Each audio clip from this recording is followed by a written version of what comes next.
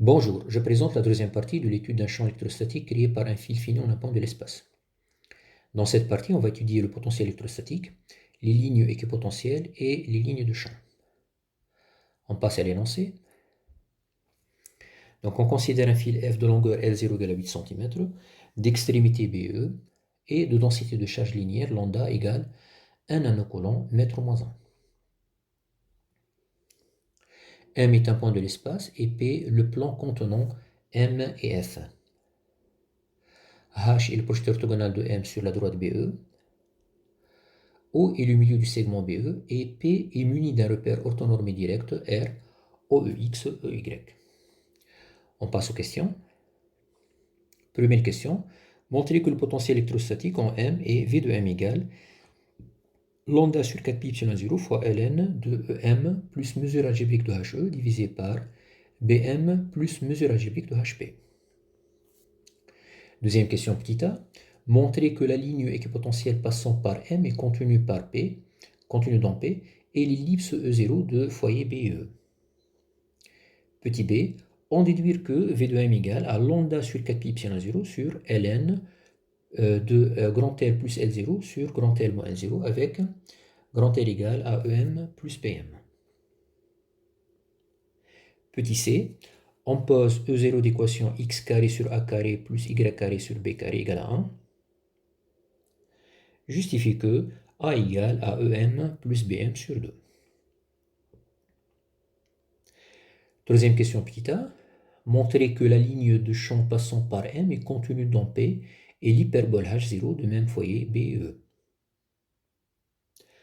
Petit b, on pose H0 d'équation x carré sur alpha carré moins y carré sur bêta carré égale à 1. Justifie que alpha égale valeur absolue de MB moins ME divisé par 2. Quatrième question. On considère le point N de coordonnées 4, 6, exprimé dans R. Petit a, calculer le potentiel électrostatique V de N. Petit b, écrire une équation cartésienne de la ligne équipotentielle et de la ligne de champ passant par le point N. Voilà donc les questions. On passe à la correction. Première question, potentiel électrostatique créé en un point M. Donc d'après la loi de Coulomb, le potentiel créé en M par un élément dit X centré par un point P du fil est dV de M égale à lambda sur 4 pi epsilon 0 fois dx sur la distance PM. Étant donné que M est de coordonnées x0, y0 et que P de coordonnées x0, la distance PM égale à racine de x moins x0 au carré plus y0 au carré. On remplace PM par son expression. Et pour avoir le champ total, il faut balayer la totalité du fil, à savoir du point B jusqu'au point E. Donc dans ce cas-là, V de M doit être égal à lambda sur 4 pi epsilon 0 fois l'intégrale de xb à xe de dx sur racine de x moins x0 carré plus y0 carré. Essayons maintenant de calculer cette intégrale. Pour cela, je vais poser P de x égale à x moins x0 carré plus y0 carré. Si je développe, j'obtiens x carré moins 2x0 fois x plus x0 carré plus y0 carré. La dérivée P' de x égale à 2x moins 2x0.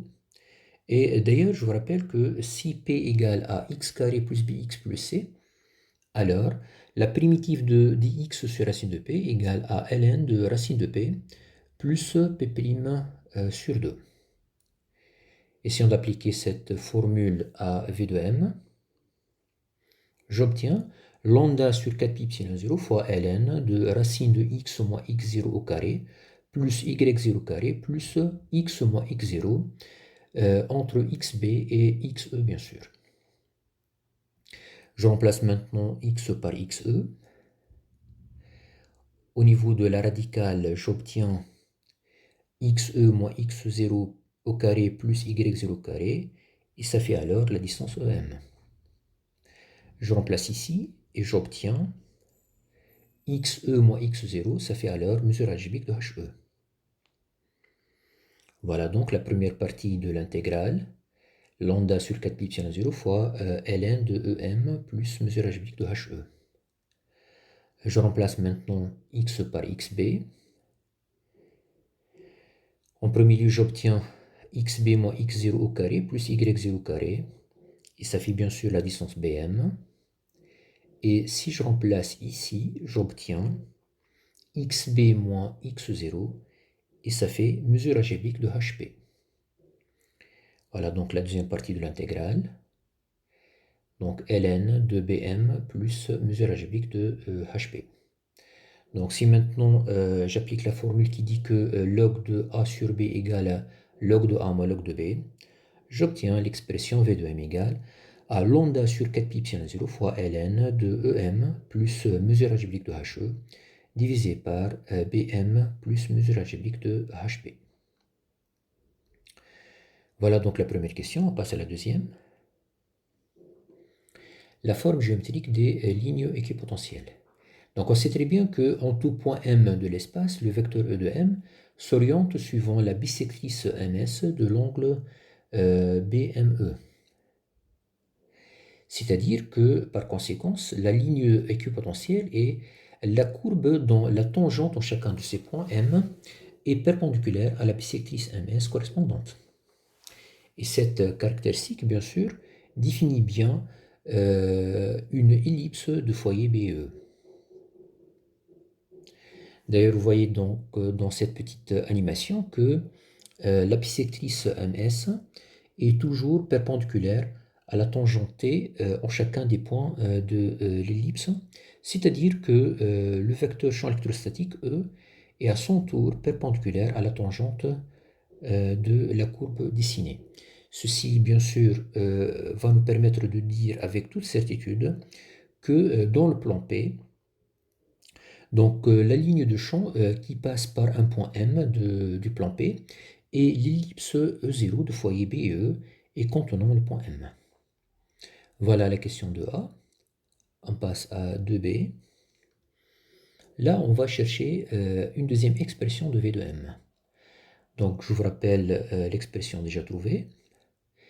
Et bien sûr, ici, on sait très bien que en physique, le potentiel est constant sur une ligne équipotentielle. C'est-à-dire V de M devrait être égal à V de A. Dans ce cas-là, on peut remplacer M par A et H par O, parce que, bien sûr, O est le projeté orthogonal de A sur la droite BE, et on obtient toujours le même potentiel V de M. Essayons maintenant de multiplier par 2. On essaie maintenant d'expliciter chacun des termes, EA, EO, et ainsi de suite. Donc 2 fois la distance EA égale à 2 fois la distance BA, et ça fait la distance grand L. Et concernant donc les mesures algébriques, pour OE, on a 2 fois OE égale à BE, et ça fait L0. Par contre, 2 fois OB, ça fait EB, et ça fait moins L0. Voilà donc tous les termes. Et si je remplace, j'obtiens V de M égale à lambda sur 4 pi epsilon 0 fois ln de grand L plus L0 sur grand L moins L0. Je vous rappelle que L0 est la longueur du fil. Voilà, on passe à la question suivante. De C, paramètre A de E0. Donc je rappelle que M est situé sur l'ellipse E0 de foyer E et B, c'est-à-dire que, évidemment, MB plus ME égale à PE plus PB égale à une constante. Donc le paramètre A est la distance OP. Ceci est très bien connu, bien sûr, en conique. Et donc, vous voyez ici que EP égale à A moins C. Je vous rappelle que la distance EC, la distance C est égale à EE. Voilà, donc PE égale à A moins C. Et si vous voulez, PB, la distance PB égale à A plus C. Voilà, donc en simplifiant, j'obtiens MB plus ME égale à 2A. C'est-à-dire que je peux conclure tout de suite que le paramètre A de l'ellipse E0 est A égale à EM plus BM divisé par 2. On passe à la question 3. Donc, troisième petit A, la forme géométrique des lignes de champ. Je vous rappelle ici que, par définition, la ligne de champ est la courbe qui possède en chacun de ses points une tangente de même direction que le vecteur E correspondant. Et puisque le vecteur EM s'oriente suivant la bisectrice MS, alors, donc, en combinant les deux informations, on peut dire que la tangente en tout point M de la ligne de champ est portée par la bisectrice de l'angle BME. Et cette propriété est caractéristique des hyperboles. Voilà, donc je vous rappelle d'ailleurs que pour une hyperbole se définit entre autres par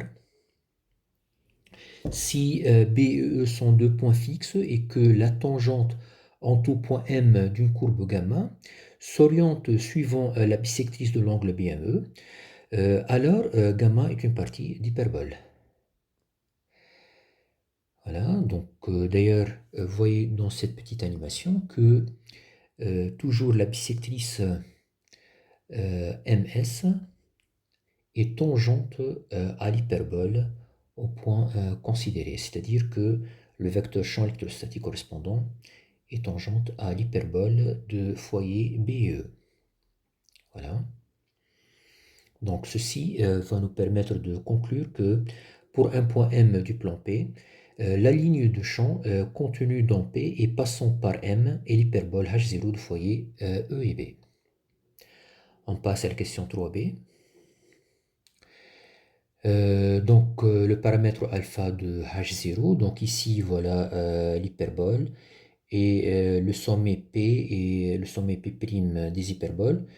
Voilà le paramètre alpha, tout ça donc sont des notions de conique et le paramètre C est la distance OB. Ici vous constatez que donc bien sûr si un point M est situé sur une hyperbole de foyer E et B, alors forcément la mesure algébrique ou bien la valeur absolue de MB moins ME est égale à une constante et ça fait entre autres PB moins PE. Donc ici PE est égal à C moins alpha et PB égale à C plus alpha. Donc j'obtiens valeur absolue de MB moins ME égale à C plus alpha moins C moins alpha et ça fait bien sûr 2 alpha. Donc voilà, directement je peux dire que le paramètre alpha de H0 est valeur absolue de MB moins ME divisé par 2. Bien sûr, je vous rappelle que H0 est l'équation x0 sur x carré sur alpha carré moins y carré sur bêta carré égale à 1. Voilà donc la question 3b et le paramètre alpha de H0. On passe à la quatrième question. Donc dans cette question, on va essayer de faire une petite application numérique. Là, on va chercher le potentiel électrostatique au point N de coordonnées 4, 6. Donc je représente le point. Donc ici, voilà le point N bien placé dans son repère. Donc ici, vous voyez que la distance NE égale à 6 cm.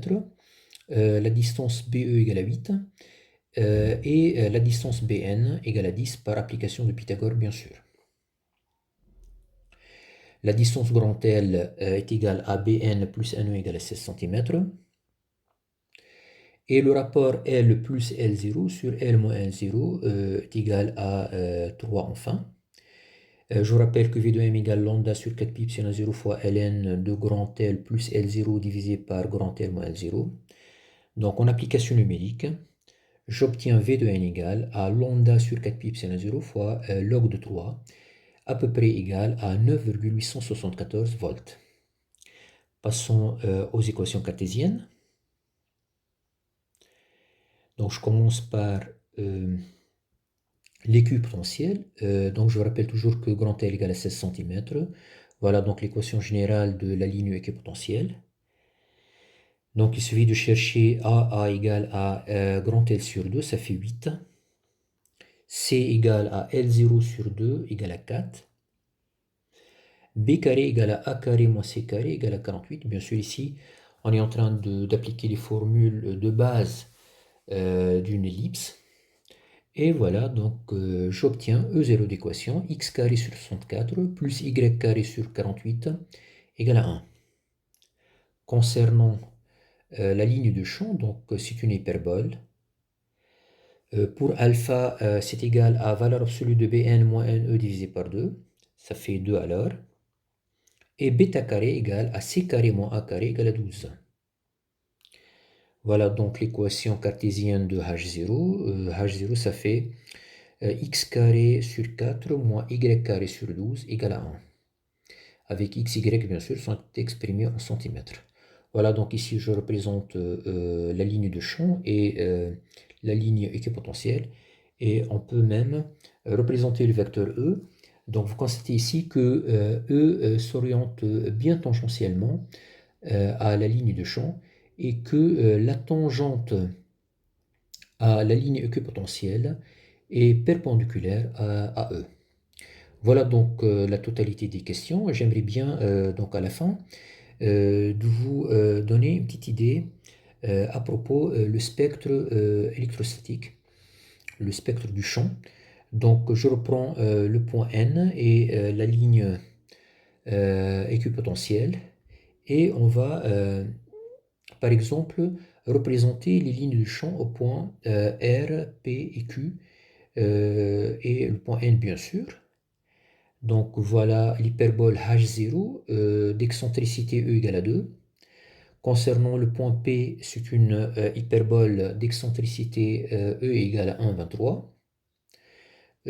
Pour le point Q, c'est une hyperbole d'excentricité très proche de 1. Et pour le point R, c'est une hyperbole d'excentricité presque égale à 4. Et donc, à titre de curiosité, on peut ajouter la ligne de champ d'un point I sur la médiatrice du fil. C'est une droite, ou bien je peux dire que c'est une hyperbole d'excentricité égale à plus l'infini. Voilà donc cette étude qui prend en considération, ou bien qui étudie le potentiel électrostatique et les lignes de champ et l'équipotentiel. J'espère que tout est clair. Merci beaucoup, à la prochaine fois.